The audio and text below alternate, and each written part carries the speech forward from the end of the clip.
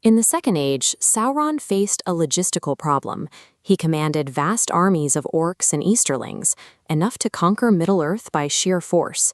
But military occupation alone couldn't dictate the thoughts of his enemies. To rule, he required a centralized conduit for psychological control. To build an inanimate object capable of overpowering living minds, standard smithing was insufficient. Sauron had to weaponize his own life force. He poured the greatest portion of his Fëa, his living soul, directly into the gold he forged in the fires of Mount Doom. This fusion created an immediate, irreversible biological consequence. By embedding his consciousness into the metal, Sauron's physiological survival was now permanently tethered to an external physical artifact. As long as the gold remained intact, his power endured. Sauron engineered this band as a physical manifestation of his own consciousness, a predator designed to hunt and break the minds of anyone who wore the lesser rings. The moment Sauron slipped the newly forged ring onto his finger, a psychic shockwave rippled across Middle-earth.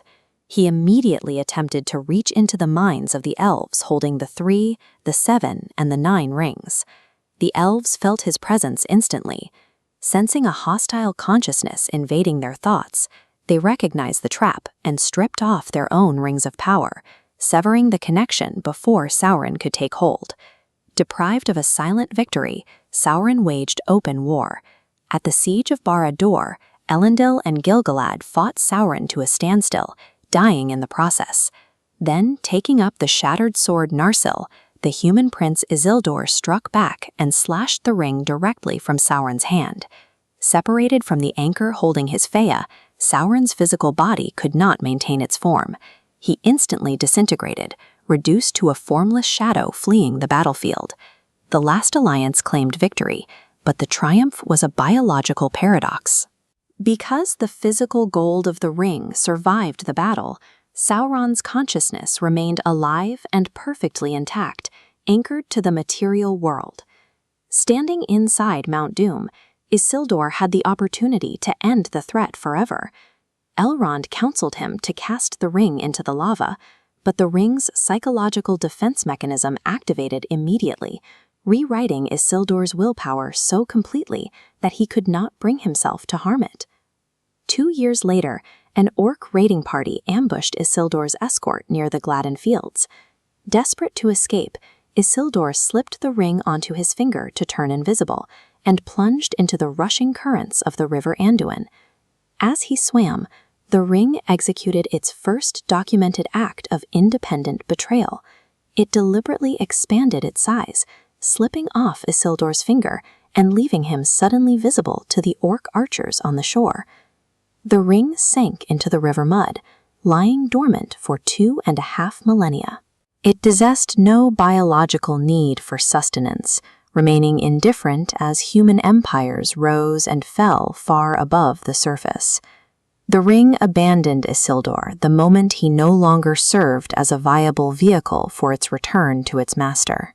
In the year 2463 of the Third Age, a Stor named Dagel pulled the ring from the riverbed.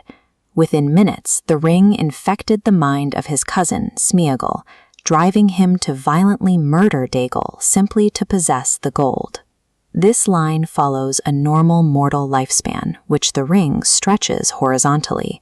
It halts aging but provides no vitality, forcing the host to continue until unnaturally frayed. Over 500 years, the toll compounded. Smeagol's consciousness fractured into 2 competing frequencies, desperate Smeagol and malicious Gollum. Eventually, the ring sensed Sauron gathering strength in the east.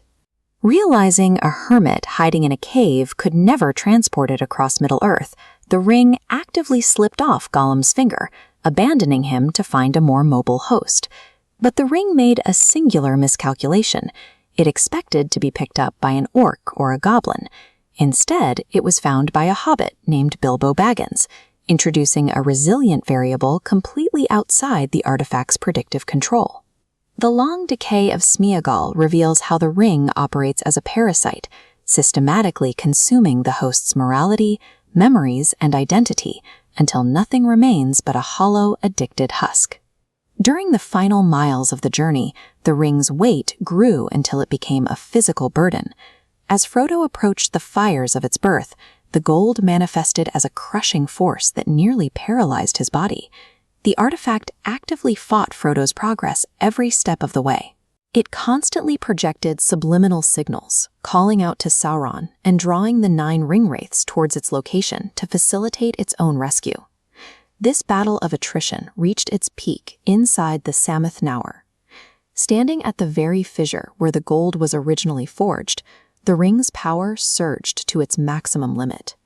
Inside the mountain, the ring overrode Frodo's mortal willpower entirely. He claimed the ring as his own, finally succumbing to a power engineered to be irresistible.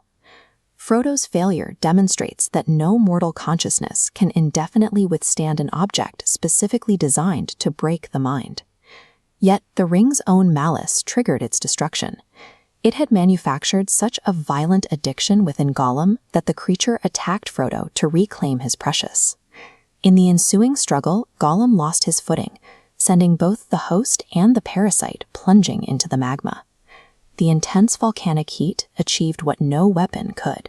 As the physical gold melted into slag, the psychic tether holding Sauron's Fia to Middle-earth snapped. Without the ring's power sustaining his works, the foundations of Barad-dûr collapsed into ruin. Sauron's physical form was obliterated, reducing him to an impotent, formless shadow blown away by the wind. By concentrating his entire existence into one physical point, the absolute power Sauron engineered became the exact vulnerability that guaranteed his total annihilation.